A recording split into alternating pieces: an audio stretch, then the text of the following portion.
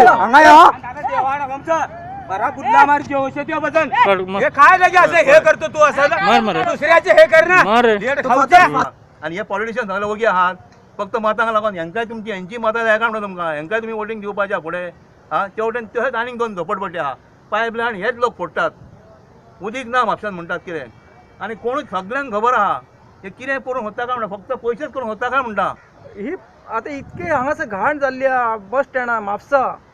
ती पळण्यार की नाही वासान सुद्धा रावूंक जायना अशी परिस्थिती आहा आणि हांगासर जे घाटी येयले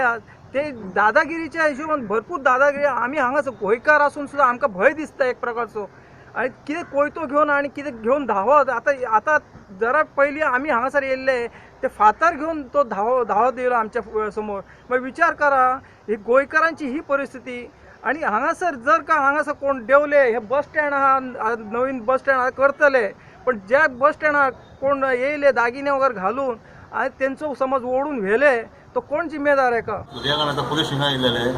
कंप्लेंट दिवपाक आमी झोपडपट्टीन गेल्लेले न्हू रिपोर्टरांक घेवन तो व्हिडिओ करपाक न्यूज करपाक कितें